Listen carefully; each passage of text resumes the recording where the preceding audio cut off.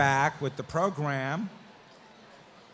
And to commence the program, I'm going to introduce Laura Dang, who serves as Director and Private Wealth Advisor with MUFG Union Bank. Please give a warm welcome to Laura. Wow.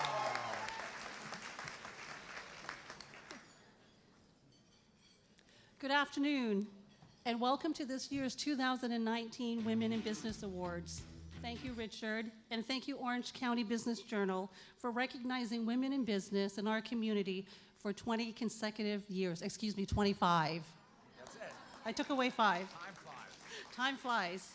My name is Laura Dang, and I'm a Director and Private Wealth Advisor for the private bank at Union Bank. As a longtime member of the Orange County community, I am delighted to be here today to honor our local business leaders for their exceptional work. At Union Bank, we are committed to events and initiatives like this one that invest in women and honor their achievements. With a workforce comprised of approximately 60% women, we are focused on furthering women's career success, which is something that I can personally attest to. In addition to the work that Union Bank does to support women, investing in women is something I'm personally passionate about. I'm currently a member of the Women's Advisory Council within the Wealth Markets division at Union Bank.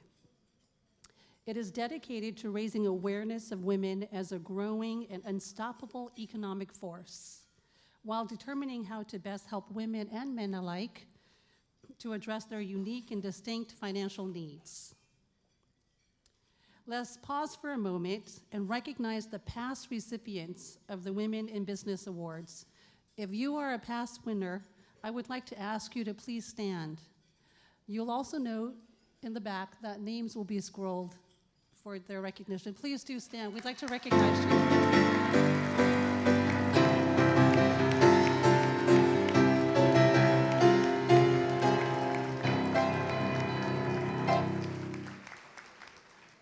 Now, I would like to ask all of our 2019 nominees to please rise.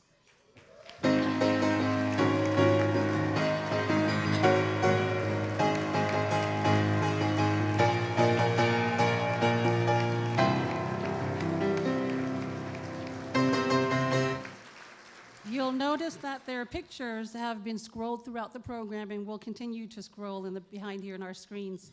For all of you that have been nominated in 2019, I would like to extend my warmest congratulations.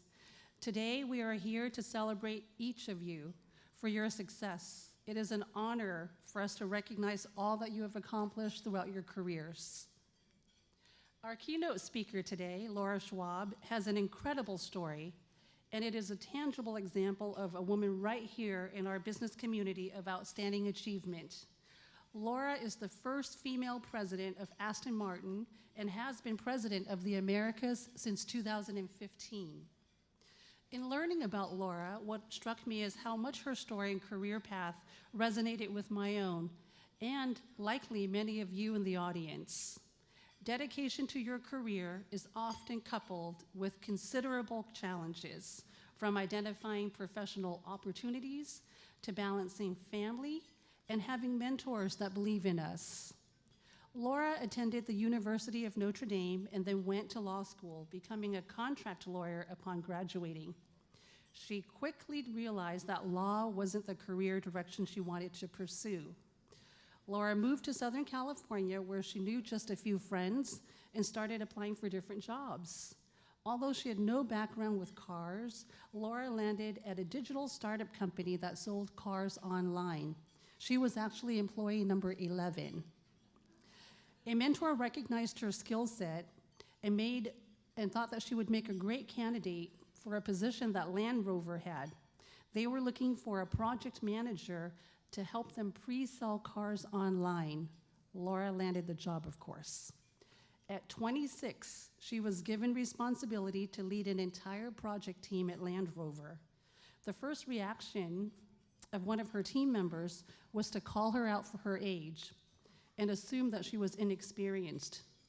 She was upset, but she quickly overcame her initial feelings, marching right back up to the individual and telling him that she needed him to be a part of the project because of his skills, but in fact that she knew exactly how to spearhead the project. Laura owned confidence in herself and her abilities, but more importantly, she was very inclusive at a very young age.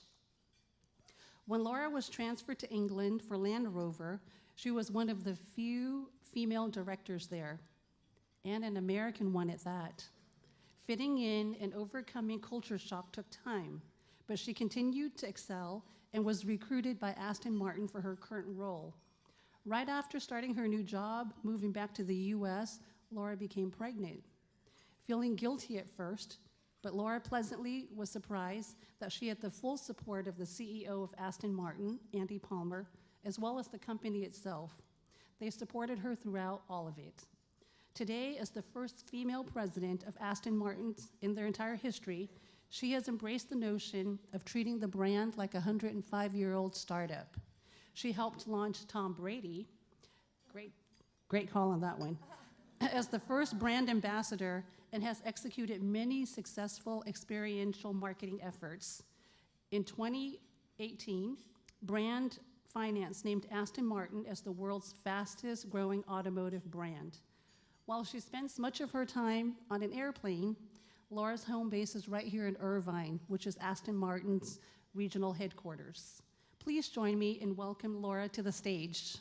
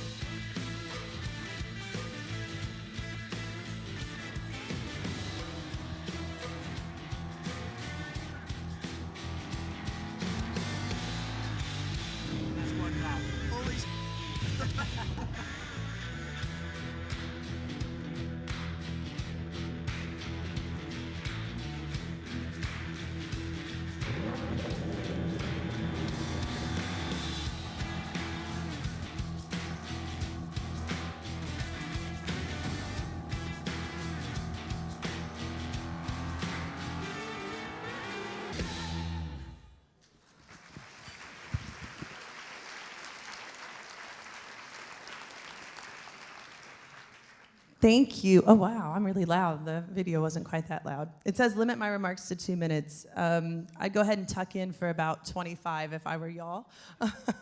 So if I'm standing weird and acting weird, I am wearing this necklace from Chopard and this watch. And I've never had jewelry on like this in my life. So thank you, Chopard team. I got a security guard and everything. So this is basically the best 2 hours of my life. So I'm just gonna cherish it for a little bit. And I get to drive some pretty badass cars, but this is awesome. So you made my story sound so perfect, so I really appreciate that, Laura. But I'm gonna tell the real version of it, and you'll see that it maybe wasn't quite as seamless as it sounded. And I'm really happy to be here and truly honored to be obviously representing Aston Martin.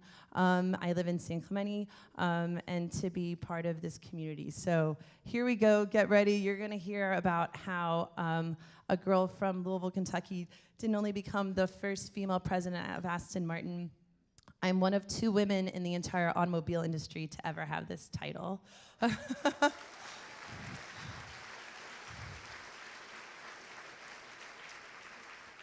And let's hope my daughter never has to say she's ever one of 2 of anything. So you'll see a really interesting picture here on the screen if you all can see it. And I won't make you name that car in the upper left-hand corner, but that is a 1990 Nissan Sentra. And that was my first car ever, which I thought was pretty cool. And Well, it kind of was. I had wheels, right? And the other car is the car that I drove here in today, which is a, yeah, okay, it's not as expensive as necklace, but it's still really cool.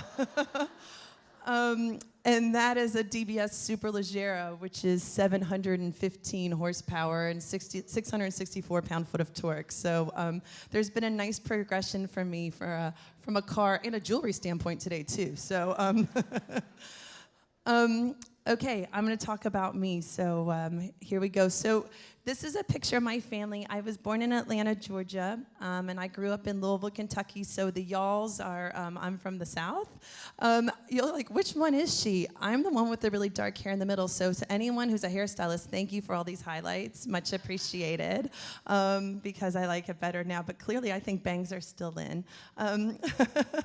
So this is a picture of my family. And I grew up in a very traditional family in Louisville, Kentucky. Very loving parents. Very, very fortunate, but I wasn't really a normal kid, as my mom has told me. And when she tells me the stories, I'm like, oh my God, I was a nightmare. I hope my daughter doesn't turn out like this. But I was sort of the kid that if I'm losing the Scrabble game, I like accidentally tip the board over. If you have a kid that does that, you really need to watch out. In the South, there's this thing, y'all don't have cotillion out here, do you? Where you like learn, you do have this, like where you like learn how to ballroom dance, which is a very useful skill to have for me these days. But at a young age, I was learning how to ballroom dance and meet grown-ups and all those sorts of things. And they did this like musical chairs thing where like you'd sit and then the boy would stand behind you. I was like a terror, and I was taking the other little girls out so I could make sure I won the M&Ms and I could take my white gloves off and sit in the corner and eat my M&Ms. And in fact, one time my parents were chaperoning, and all the other parents were like, oh my God, who is this like terror of a child? And they're like, she's with us. So I think my mom and dad decided that maybe cotillion wasn't going to be my only course of action, and they needed to find somewhere to help me channel my competitive instincts, and I ended up playing tennis. So I abandoned everything else and started playing tennis at the age of 10. And I think tennis is really where okay, also more upsetting pictures. I was in like really good shape. But I was like, don't check out my arms on the next two pictures. I like, went to the gym a lot as a 16-year-old. So anyway, I started playing tennis, and it really became a way for me to channel that competitive spirit. Again, I was this kid, if I didn't get a perfect score on a test, I would literally rip the paper up. I mean, my parents, I think, were concerned a little bit. So tennis let me challenge, really channel that competitiveness. When I got to high school, I was woefully unpopular. Dry sarcasm seemingly didn't translate that well in the 90s to an all-girls Catholic school. But as I spent my lunches eating by myself, I dreamed of being a tennis player, and that's really where I spent my time. I ultimately won the state tennis championship 2 years in a row. This is the really upsetting picture. And I knew I was going to go to college on a tennis scholarship. I mean, that was clear. I was doing really well with tennis. And I had narrowed it down to about 5 schools. My criteria was top 20 in tennis, top 20 in academics. And growing up Catholic, my parents really, really wanted me to go to Notre Dame. So obviously that was not where I was going to go. I was like, no one does what their parents say. But I went on a recruiting trip to Notre Dame.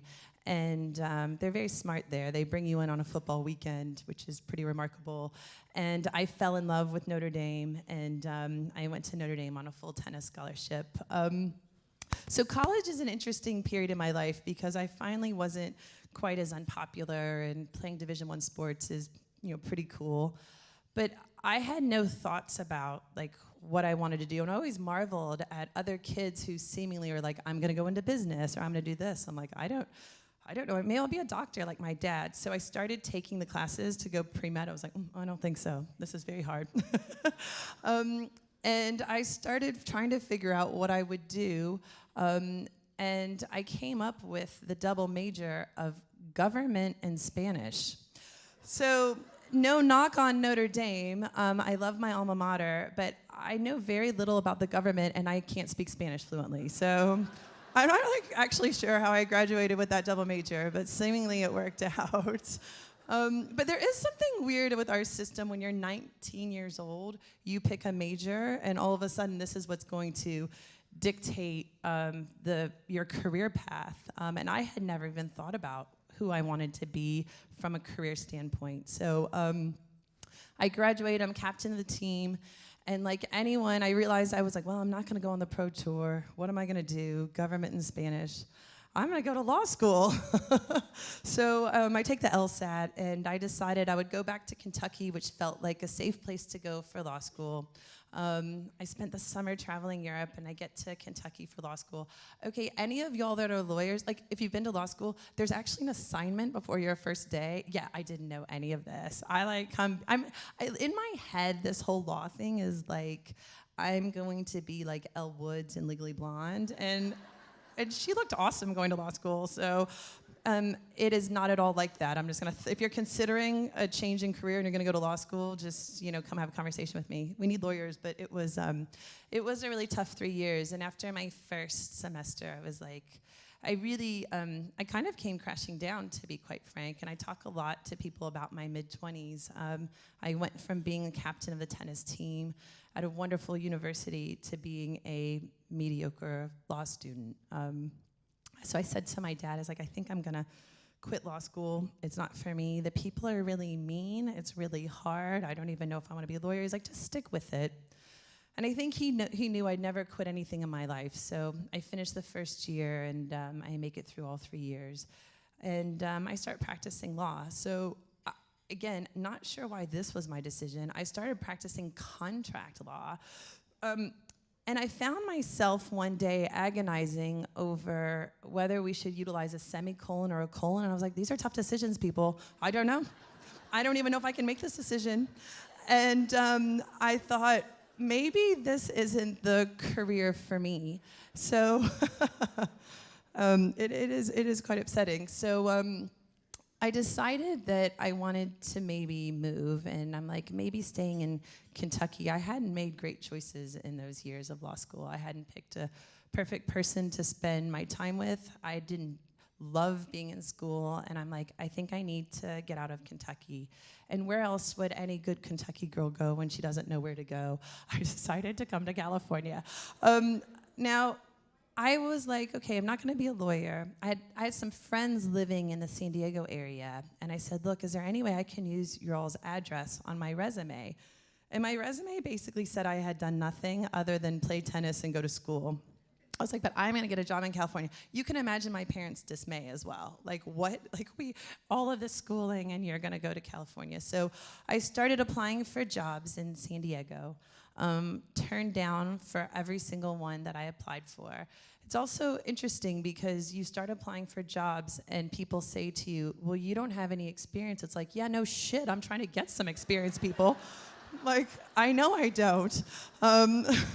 So I have a huge amount of empathy, and I love to hire people that come to Aston Martin that maybe don't have experience, because I remember exactly what that felt like. As I was getting ready to move back to Kentucky, I was told I sounded too Southern back then. I had a very thick Kentucky accent. No one would believe I had gone to law school. I happened to walk in the door, so I see this ad, and it said something to the effect of, looking for, I think it was on Monster.com, if Monster existed in the late 90s, and it was like, energetic. I was like, boom, got that. Hardworking, I can handle that one. And it was like something about internet. I was like, 2 out of 3, not so bad, I'll apply. So I applied for this job. I have no idea what the company did. Like, I literally did not know their business proposition whatsoever. And I walk in the door, and this is like, I'm ready to basically hang it all up. I'm gonna end up going back to Kentucky and being a contract attorney. And they said, well, what do you know about the internet? And I was like, look, I don't know anything about the internet. And well, what do you know about cars? I'm like, cars? I got a Nissan Sentra.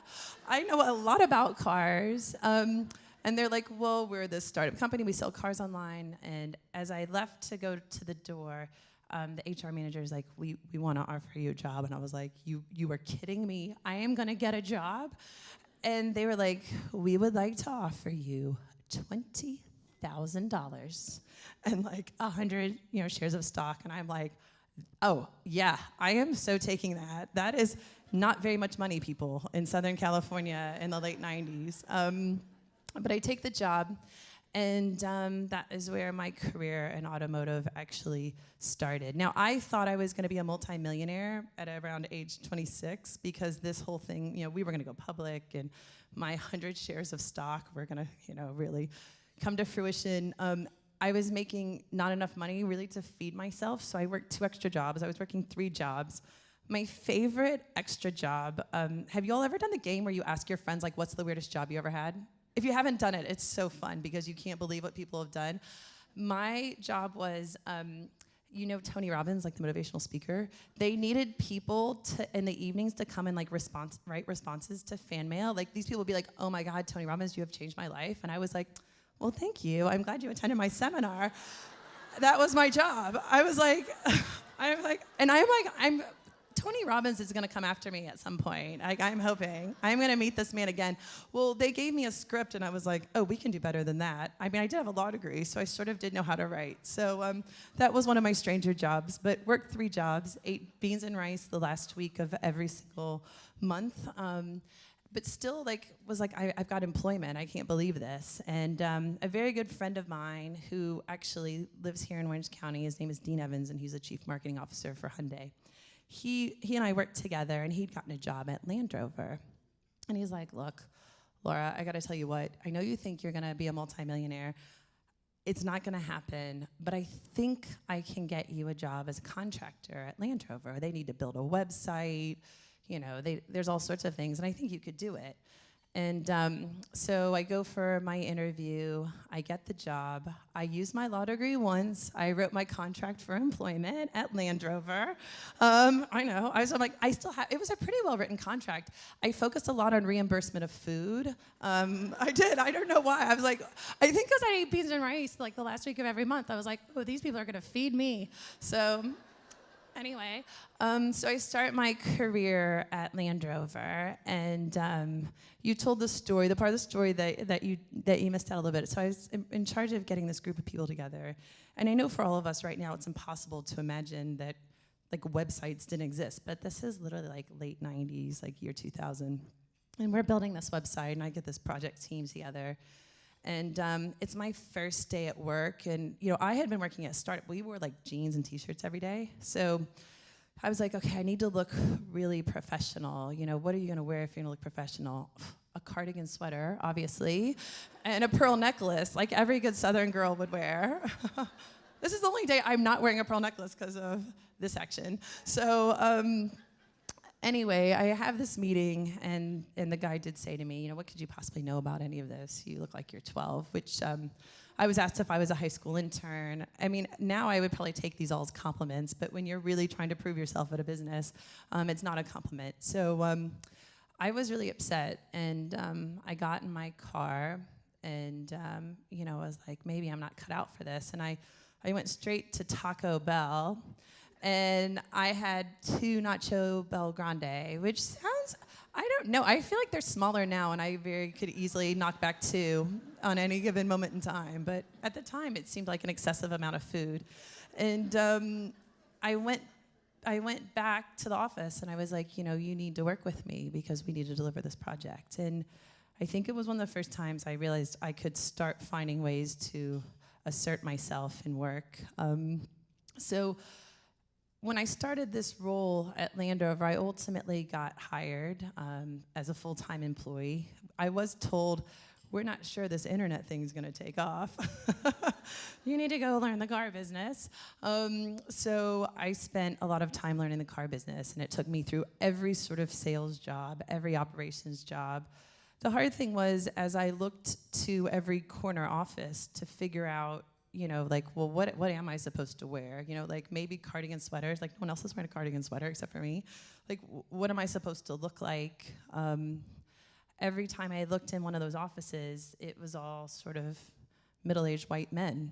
And I'm like, well, no one really looks like me. No one really talks like me. And I found it very hard to figure out what my place looked like. I would go to a conference room, and all the seats would be at the board, because I was the only person who knew about the internet, basically. So they actually had to have me in some of these meetings. Because no one knew. And I would take the first seat in the back of the room, always. I'm like, I don't think I should sit at the table because it's all men. And that's, really the nature of the car business a little bit. And it wasn't easy, all of those years and the jobs that I had. I was told to make sure that I wore a pantsuit to a meeting. So I wore a dress. I was told to cut my hair, so I've grown it as long as it'll grow at age 45. So, but I think it was hard. But I had some wonderful mentors, and in particular, a woman that started looking out for me. That was one of our dealers, and she let me work in her dealership and really learn the car business. And as I learned the business, my confidence grew. I got turned down from a job once as a general manager. They gave it to this guy. And then he took a job in Detroit. And I went to the hiring vice president and I said, you're really in a bad position right now. This is like in 2008 or 9, like literally the market is starting to crash. I said, you're in a really bad position and you need someone to do this job. I was like, give me the job and give me the title. And if I don't do it in 90 days, fire me, which didn't happen. And I ultimately got that job, and then I got promoted to be director. So I packed my stuff up. I'd been living in New York at the time. I packed my stuff up and I moved to England. And I remember when I landed at Heathrow, I had this terrible, sinking feeling. Like, I was doing pretty well in the United States. Like, what am I doing? So I did what I think I have an eating problem. Like, what I normally do, anyone who's been to Heathrow, there's a McDonald's literally, right next to Heathrow Airport. So if you've had a bad flight and you need a snack, there's a McDonald's there. I go through the drive-through. I'm learning how to drive on the other side of the road. I'm like, British people love Americans. Okay, they don't all love us. I'll just throw that out there too. And I found really that first, few months in England to be really tough. I was one of 9 female directors, probably 100 directors. I think there was maybe 8 or 9 women. And again, I had all of this uncertainty about, how do I sound? What do I know? Where do I sit? There's no other women. And I really needed mentors, which is something I'm going to talk about in a little bit because it became very important to me. There I am in front of a very cool defender. But there was a bit of a turning point. So I'm going to talk about these individuals here for a second and talk about my personal life. So I've told you a lot about me so far and my story, but I haven't talked about if I ever dated anyone. I always thought, I was like, guys love me. Sports, I like cars, and I hate to communicate. What is better than that? Don't text me. I don't actually want to talk to you that much.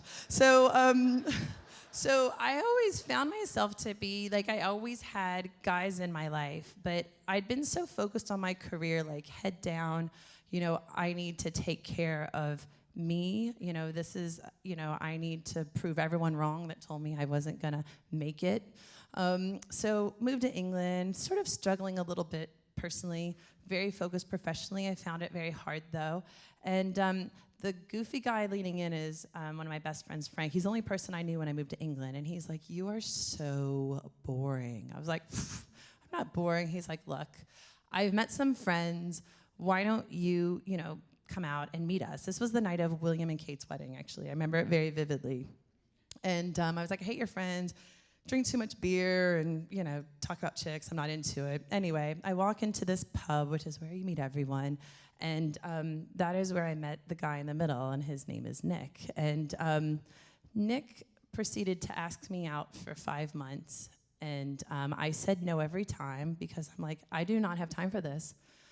I'm working in the car industry. I need to prove myself as a woman in this business, and I don't have time to date anyone. I'm like, I work till 11 o'clock, 12 o'clock every night. I'm in the office. I don't have time to date. Anyway, on the 4th of July, Nick brings me a home-baked apple pie, and I was like, holy shit, I have to go out with this guy. Who puts that much effort in?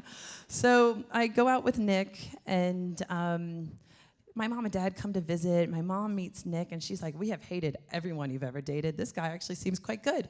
So Nick and I fall in love. And I'm going to talk a little bit why falling in love with Nick was very important, because as I was falling in love with Nick, I actually was starting to change my own behaviors with my team. And I wish someone had alerted me to this at some other point in my career. All of a sudden, I actually wanted to leave the office because I wanted to go see this guy. All the people working for me were like, thank God she's leaving. We can leave now. And I'm like, you could have always left. So anyone who's a manager and you think staying there really late and sending your team messages at midnight and over the weekend, do not do it. This is not good for people showing up feeling very motivated on Mondays. But because of Nick, it actually allowed me to become a different type of manager. And I never wanted to be defined as someone's wife or that I needed anyone. But actually, I learned so much because of him. So we got married. We have the same anniversary as my mom and dad, November the 25th. And things are going really, really well for us.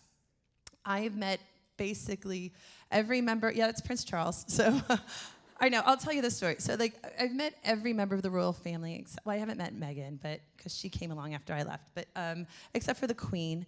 And the funny story about this is, so Prince Charles is coming in, and we're doing this event with Land Rover, and we're partnered with one of his charities. So PR people literally start to shit themselves when someone like me is going to meet the royal family. Like, oh God. Okay, so you have to go through all this training, right? You got to curtsy, and they're like, you need to know how to curtsy. I'm like, I took cotillion, people. I've got this. But so anyway, the helicopter lands. Prince Charles gets out. I do my curtsy. I'm Laura Schwab. I'm the head of marketing for Jaguar and Land Rover. He's like, wait, like who? What? I was like, head of marketing, Jaguar and Land Rover. And he's like, where are you from? And I said, I'm from Royal Leamington Spa. Well, he starts laughing because I'm saying Jaguar wrong, because of course they say Jaguar. And so he's kind of laughing at me. Well, this graced the Sunday Telegraph. This picture was in it. I sent it to my parents in Louisville, Kentucky. They're like, oh my God, what did you say? Cracked some stupid joke. And I was like, Mom, I promise everything's okay between the UK and the US. It's fine. So, anyway, things are going well at Jaguar and Land Rover. I really sort of hit my stride there. I became really confident. I really figured out how to say no, to stand up for the things I believed in. Wasn't looking for a new job. Wasn't remotely interested in leaving Jaguar and Land Rover, but got approached by a friend of mine who's chief marketing officer globally for Aston Martin. He contacts me and he's like, Laura, any desire to come do an Aston Martin factory tour? And I was like, who's going to turn that down, right? I was like, I would love to do an Aston Martin factory tour. So that morning, again, I think about the things I focused on. I'm like, what was wrong with me?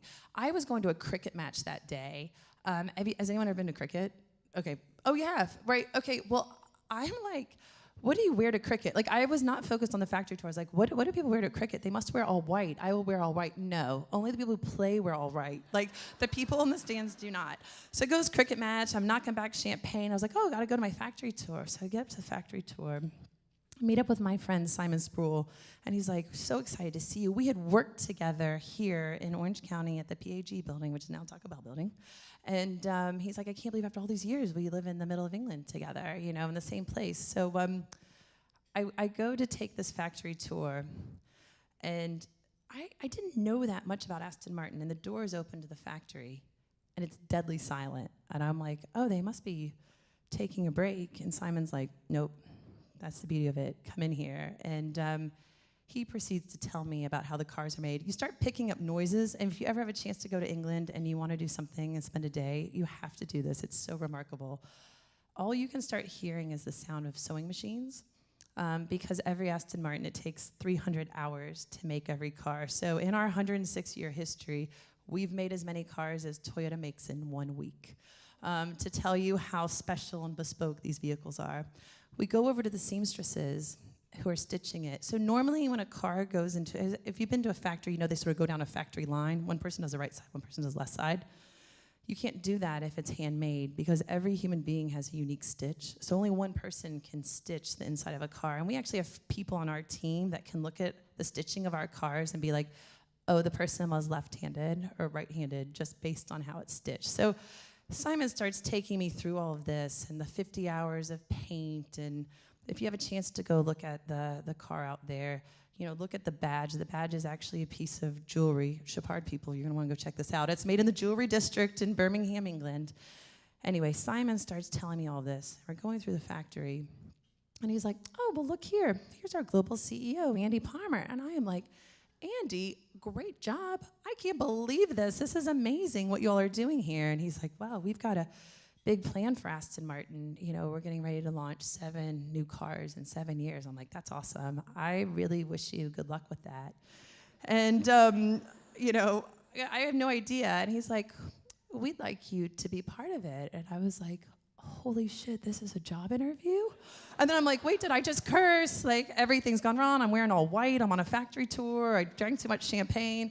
Anyway, the last 10 hours, I'm sort of like replaying. And I was like, well, what's the job? And they're like, well, we want you to be president and CEO of Aston Martin the Americas. And I'm like, oh, wow. And he said, we're going to launch these cars, and we want you to be part of it. I'll rattle off what the cars are really fast, just so everyone knows for all the car people.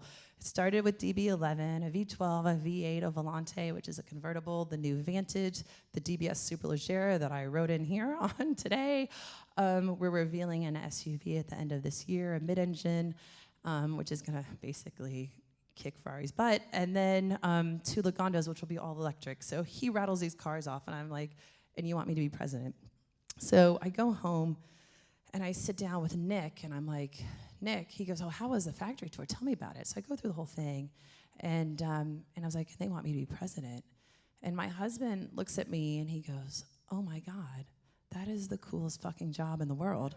And I was like, it basically is, yes. So I was like, well, what are we going to do? And when you have these moments in your life where everyone's like, well, now we have to go have the talk. Let's go have the talk. Remember, I'm bad at the talk. I don't like the talk. This is when you've picked the right partner. And I always talk to people about surrounding themselves with the right people because they become very important in the decisions that you make in life. We didn't go have the talk. In fact, we didn't talk at all. And I said, well, what do you think we're going to do? And he's like, sounds like we're moving to America. Didn't blink, no talk. So the plan is I'm going to move to America, come to California. Nick's going to stay in England, and he's going to get his visa so he can get a job here, and was hoping to transfer with his company. So I move here, it's like, okay, I've got some work to do. We got to launch all these cars. I got to figure out what this team is. And anyway, we were really happy. This is our dog, Belle. And Nick and I had decided that we didn't want to have children. I had never had time for children. It wasn't something that I was interested in, not because I love kids. I have like 8 godchildren. But we were like, we're on this sort of path. And anyway, Nick comes to see me. So I'm like 5 weeks here. And it's our anniversary. And we're like really happy to see one another. And I got pregnant, so...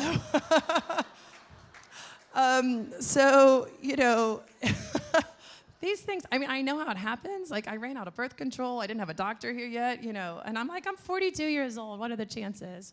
Apparently very high. So, so I get pregnant, and I guess, it's supposed to be this really exciting moment in your life for those of you that have children. I'm sure you remember the minute that you found out you're pregnant, and you're like, oh, this is the greatest thing ever.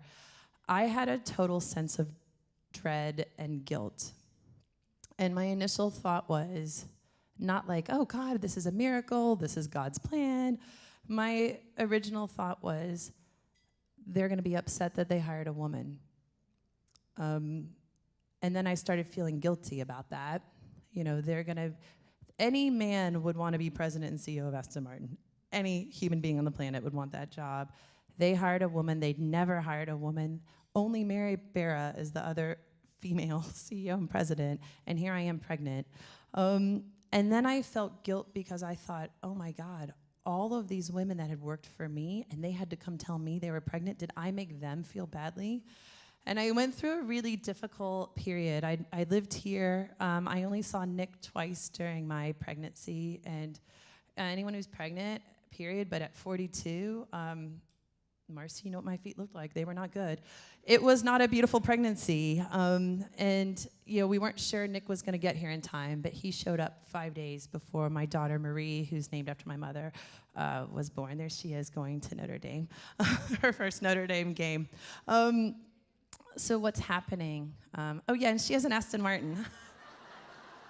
I know, I'm in so much trouble. I took 3 months off, and I came back to work, and I remember that moment where I handed Marie over to our nanny, and I broke down in tears, and I looked at my husband, and I said, she's gonna raise our daughter. I was like, no, she's not. We're gonna raise her. So we have a mini village of people helping us raise Marie. Since I joined Aston Martin, balancing Nick, I now 2-year-old that's being potty trained, a team that is expanding. When I got there, we had less than 5% women. Half of my leadership team is now women, which I'm very proud of. And not because we just hired women, we hired the best, and I'm very proud of that. But it hasn't been easy. We're running at a really fast pace. We're launching all of these cars, and it's a huge responsibility. I'm up at I was up at 4 today. It's more like 4:30 to 5 most days. The people from Chanel had to work hard on this makeup to cover up the bags. But what's most important really is kind of when I get to the important part of the story. How did I get here, and what do I think is important? And really, it's about finding people along the way. And I have to say, and I mentioned this, Richard, I was blown away when I looked around this room. I've given a few speeches at women's summits and conferences. I've never seen so many men in the audience. And I want to thank all of you for being here, because you're here supporting all of us. So thank you for that.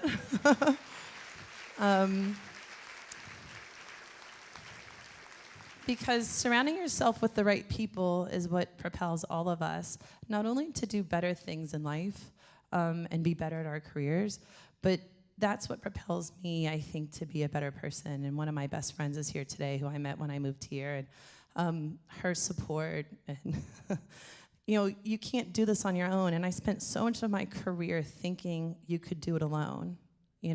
I work in a business where women would look at other women and think that they looked good if someone else looked bad, because we didn't think there was room for more than one of us at the top. Our job as women is to take care of one another and to lift one another up. I promise there's room for all of us. There really is. And I really encourage everyone to have mentors.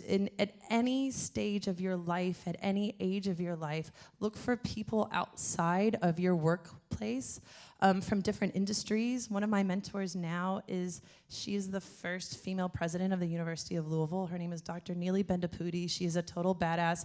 And I use her when I can't figure out how to approach certain things. So I beg you, when you leave here today, please get the business card of 2 people that you didn't know. My connection to Chanel, I met this woman on a plane, and she looked so good, and I looked so bad, and I was like, oh my God, you look amazing. And now she had a member of her team come do my makeup for me today. But you never know who you're gonna meet and at what moment in time. So for all of the men and women, I beg you to find the right people. When you're hiring, hire the right people. You have to dream big. I never dreamed in a million years that I would be standing here on this stage talking about my career and all of the bumps along the way. There's no smooth path. If you don't know what the next step is, that's okay. That's why you have your mentors. Surround yourself with people that are going to look out for you and really take care of one another. So in closing, there's Marie. sometimes, like, do you ever bring her to your speeches? I brought her to Detroit. She rushed the stage, and it was a bit of a shit show. So no, we did not bring Marie to everything. And with the potty training thing, she can't leave the house. Yeah, I run a company during the day, and I negotiate with a 2-year-old in the evenings when I'm not on airplanes. But in closing, what in the world do I have to do with Bill Gates? If you don't have a mentor, I will be your mentor. You've got to find people, and this is where I'm going to tell you how you can get in touch with me. I'm a LinkedIn influencer. Bill Gates is one as well, so that's basically the only thing we have in common. Although I got a Chopard necklace on right now, and he probably doesn't. So, but please find me on LinkedIn. From every talk I've given, I've started mentoring lots of people at all moments in their career. Please don't feel lost. We're all out here for one another. I get to represent the coolest brand on the planet. I have to also say to the team at Newport Beach, so the people that win today, and I've been reading about all of you, I'm so impressed by the people in this room and the nominees. The people that win will be getting an Aston Martin, not forever, but for 2 days. So you get a car, and you get a car, and you get a car. So 5 of you get in a car for a weekend. But let's take care of one another. Let's take care of this beautiful community that we get to be part of.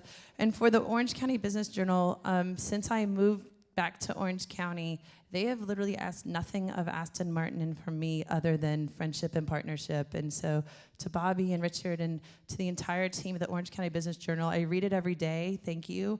Thank you for putting an event like this on. You can find me, Laura at Aston. I will be posting pictures of me, this necklace, that car, my security guard, all afternoon. Thank you for having me, and have a really wonderful rest of the day. Thank you.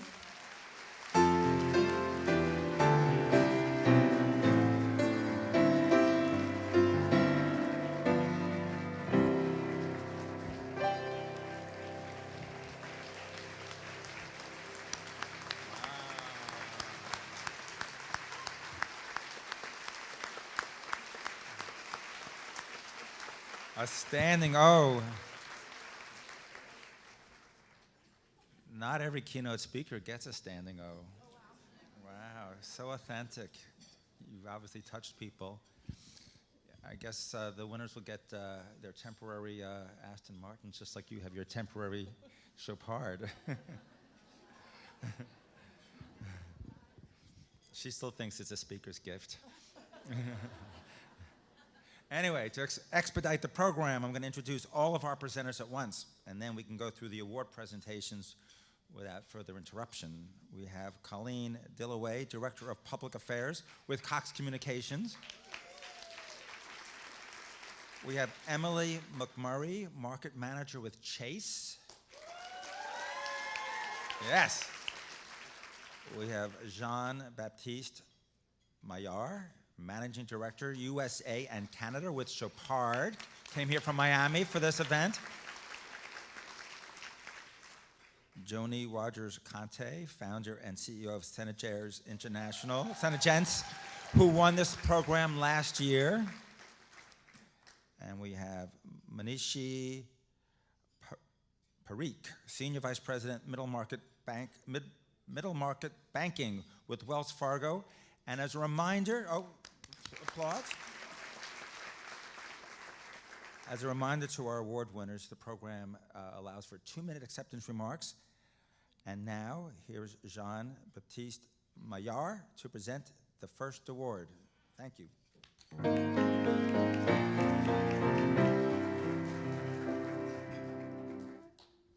Good afternoon, ladies and gentlemen. My name is Jean-Baptiste Maillard. I am the CEO of Chopard USA, and we are honored to be here today with this distinguished group of leaders from the Orange County business community.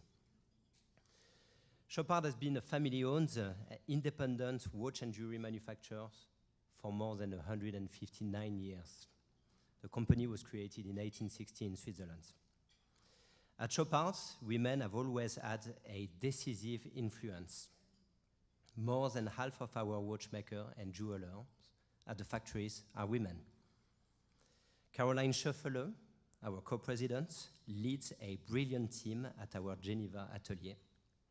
And 3 generations of the Shuffler women work side by side to build Chopard into a maison that fosters creativity and audacity.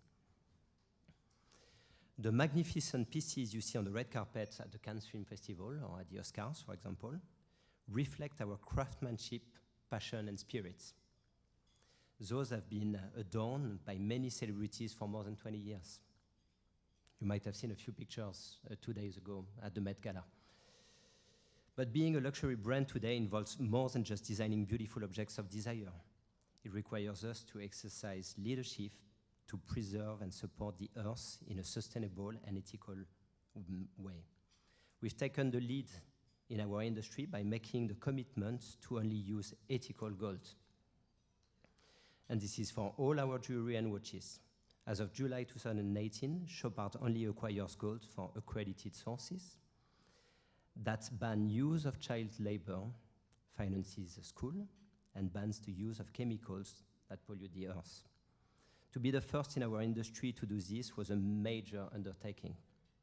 But here at Chopard, we believe that true luxury has to be traceable, responsible, and sustainable. Now, thank you. Thank you. Now it is with great pleasure that I have the opportunity to present one of the Women Business Awards. The nominee continues to innovate and strengthen the quality of life in housing-constrained California. She has been a driving force in transforming the former Marine Corps Air Station El Toro in the art of Irvine into a dynamic 2,100-acre community called Great Park Neighborhoods. I guess she already knows who she is. Through a unique partnership with the city of Irvine, the company is bringing new life to an old military base by seamlessly integrating homes, parks, schools, offices, retail, entertainment, and open spaces. The nominee also oversees the operation of New Hall Ranch, one of California's largest master planned communities and the most sustainable of its size in the nation. Construction is underway on what will become 21,500 homes, 11 million square feet of commercial space, and a cohesive collection of schools, parks, trails, and protected open spaces. New Hall Ranch will create a new standard for sustainability by instituting innovative designs, a clean energy program that allows new greenhouse gases from the project and its construction to be reduced to zero. Please join me in congratulating the 2019 Orange County Business Journal's Women Business Award to Lynn, Jochim.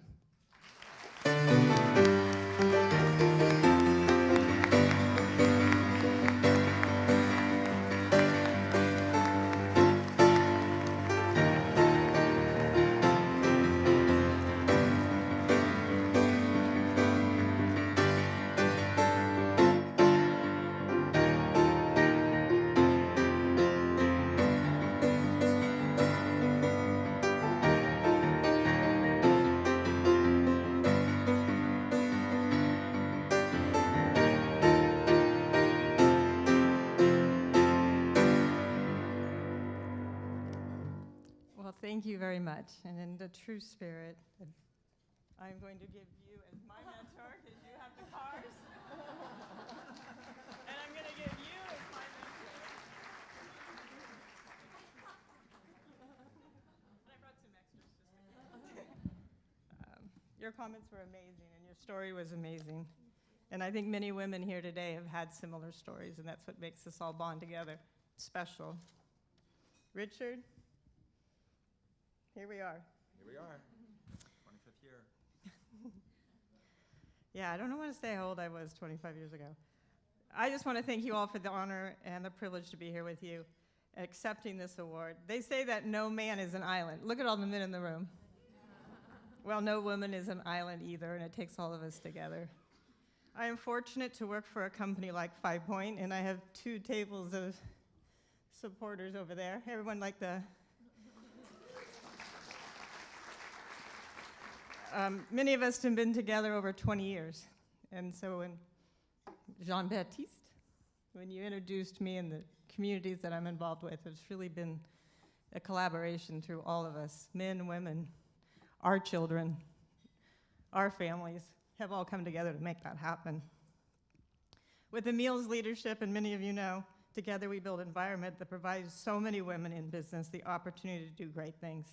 And I've actually asked a few of those women here, and a few other ones here are also nominees, including Annette from the City of Hope. We have Nada from the Irvine Public Schools, and at our table from the affordable housing groups and many of my coworkers as well. I am honored to work shoulder to shoulder with them in the market that evolved as a place for women to grow both in their careers and their industry. You can see that this touches me, it really does. And in the end, it is less about gender or race, culture or place of origin. It's about the passion and performance. It's all about being yourself and making a difference. So thank you so much.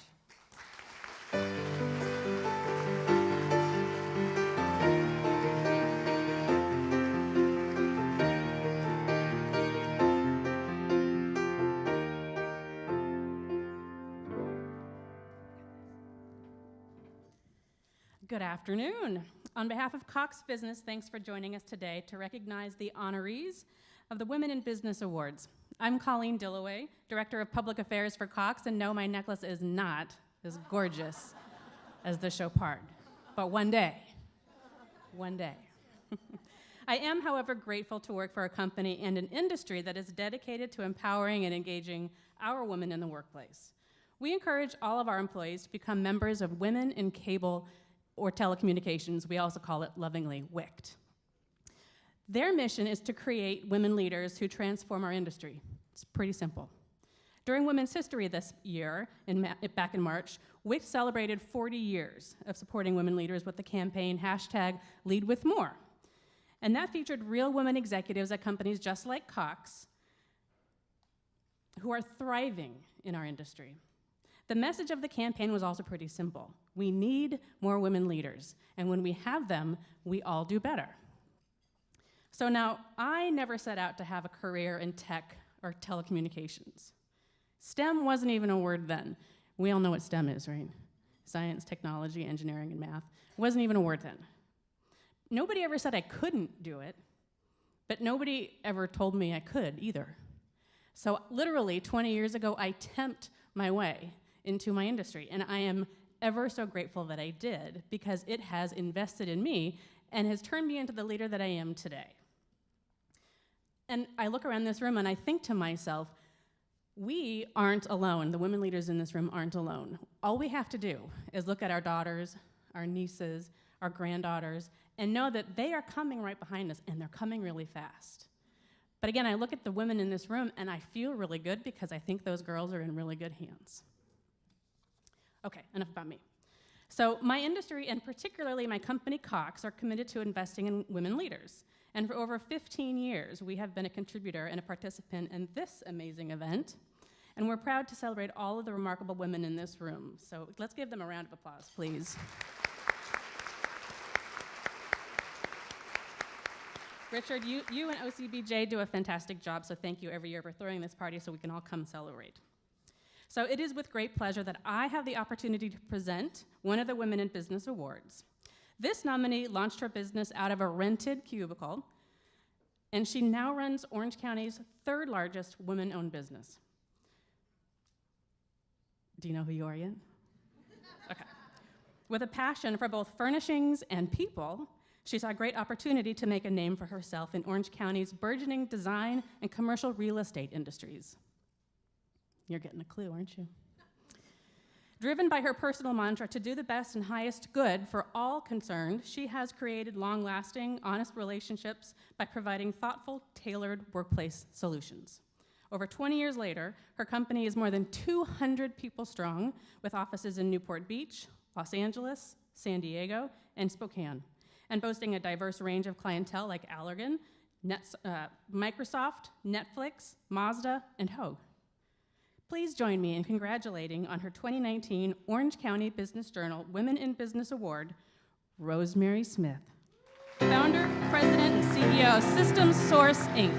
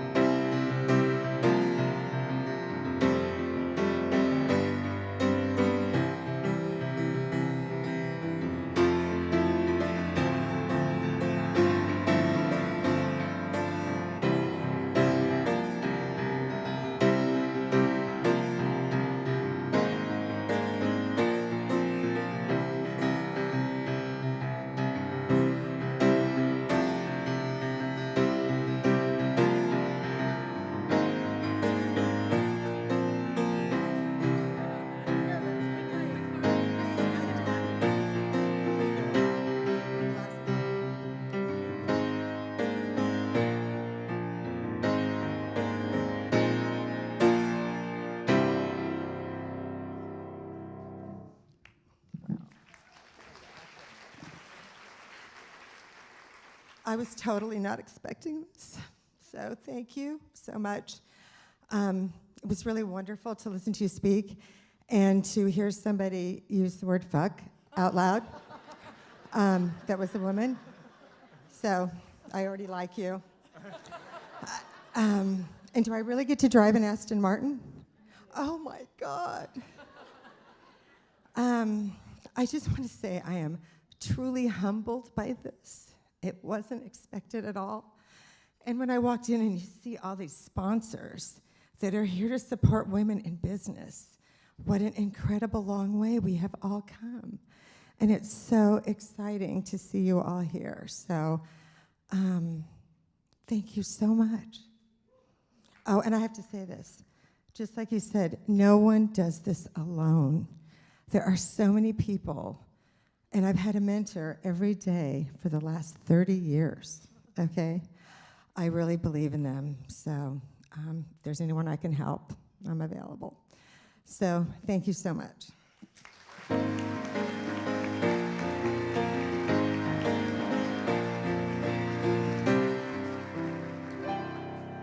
Good afternoon. I'm Emily Mcmurray, Market Manager for Chase Business Banking here in Orange County.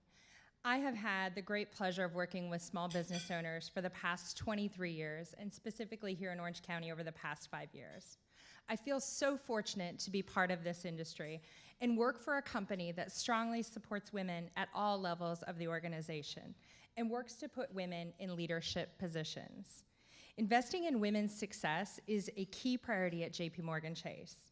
Women make up half of our global workforce and are represented at absolutely every level. We support research to help close the wage gap and improve women's economic security. We have been honored with the Women's Business Enterprise National Council as one of America's top corporations in advancing women-owned businesses. We know that women own and manage businesses and have unique challenges, including access to capital and networks. With Chase's scale, we can have a major impact by lending to women-owned businesses, as lending is important a part of their capital structure. Over the next 3 years, by the end of 2021, our firm expects to extend over $10 billion in credit to women-owned businesses. Thank you. This is critically important, as we all know that this can fuel tens of thousands of women-owned businesses like the ones that we are honoring today. So with that, it is my honor to present the next Women in Business Award to a woman who is doing amazing things in the healthcare field. I did a little research, and let me tell you, she has an incredibly inspiring story. She grew up in Iran and went to university during a time when she was told she couldn't do anything because she was a woman. She traveled to the US on a student visa, earned a PhD, and did work at the highly respected National Institute of Health. Because of her passion and drive, fellowships turned into jobs, jobs turned into startups, and she started.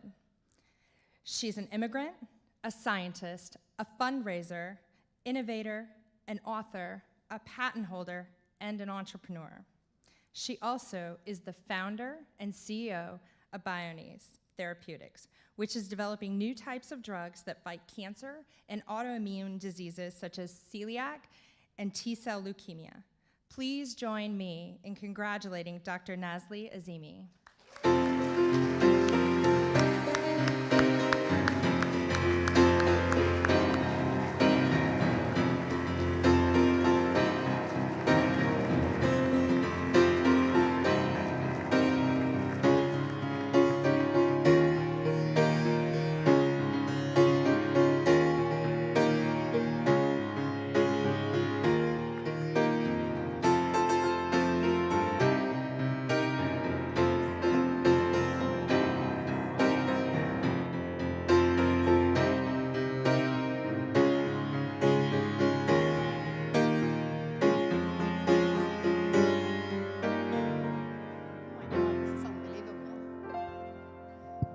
Not expect this, and the bio is amazing. Thank you. I want to thank Orange County Business Journal and everybody who interviewed me and nominated me, and I'm just humbled to be amongst you guys. My God, My journey was long, yes. I came from far away and then found my path. I thought I'm going to be the scientist. That was my dream. That was my aspiration. And that's what I did. And nothing in that original years had anything to do with entrepreneurship. I just wanted to be a scientist and do discoveries and learn about human biology and immunology and teach and publish papers. And that's what I did. But somewhere around the line, I just came and stumbled upon a discovery, came up with a new idea, and then I thought that needs to be translated into something that people would actually benefit. And it was just that. It was just that sense of commitment, just that sense of that I owe this to others to take on the challenge of starting my own company. And I had no idea what to do about it. I didn't know anything about entrepreneurship. I didn't even know how to spell it. But then I thought, you know, if I don't do it, then who else? So I became the champion. I learned along the way how to do that, the fundraising, and then filing for patents and all of the above. And more importantly, as you pointed out, was fortunate enough to find people who believed in me and supported me and invested in the company, and then became part of this journey together. So all of this has been a fantastic experience, but the company, from the day that the idea for the drug was originated in my head until now, it's all has been a part of a long, long experience. An experiment as whether this idea that I had when I was just a kid in a laboratory is actually gonna turn into a drug. We are still doing that. We are doing trials, clinical trials in cancer patients right now. We are seeing great results. And I just cannot tell you the feeling, the satisfaction that I get when you see these patients who have had cancer for 20 years, they're actually responding to your drug. That has been tremendous. We're gonna carry on, and hopefully until the day that we can have our drugs in the market. It's a long and bumpy road, and as everyone said, nobody can do it alone. I wish my husband here. I guess he didn't believe that I would win. That's why he didn't show up. But he has been a tremendous support for me, and also my kids, who are my love and joy. Without them, this would not have been possible. Thank you all.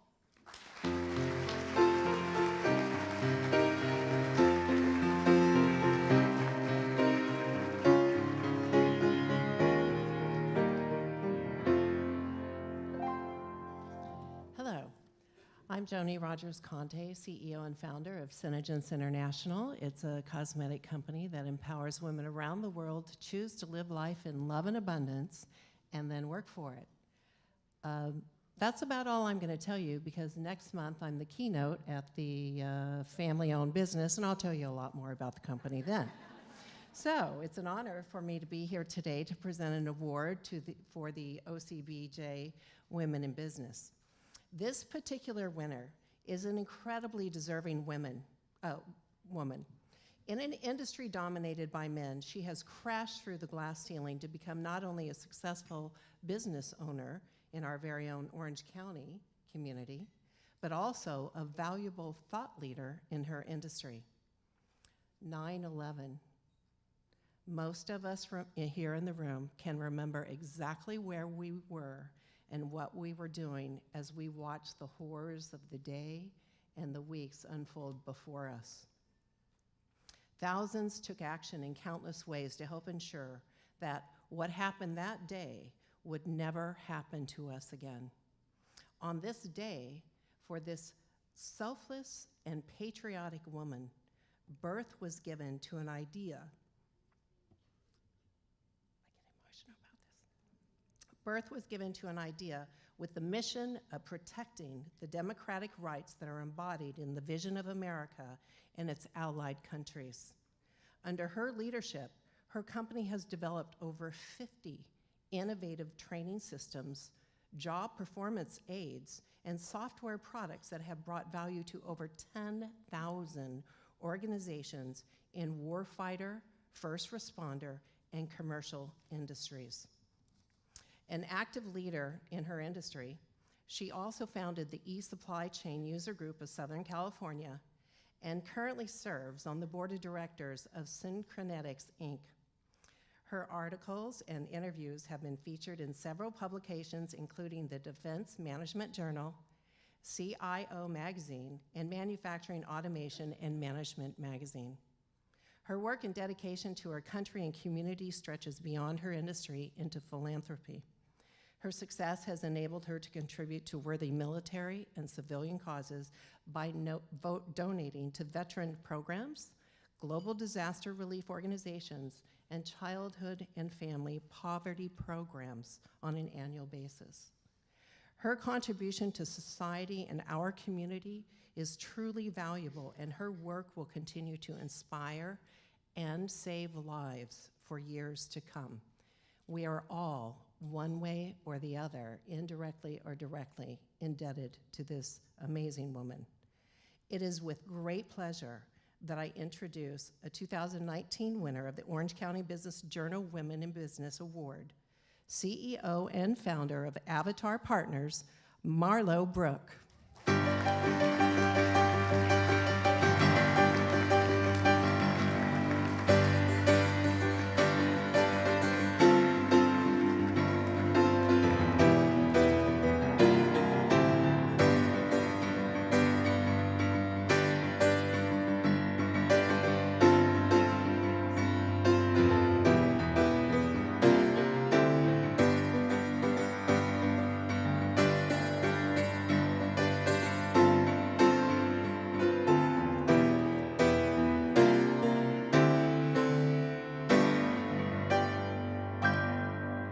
Wow, this is truly an honor. Definitely not expected.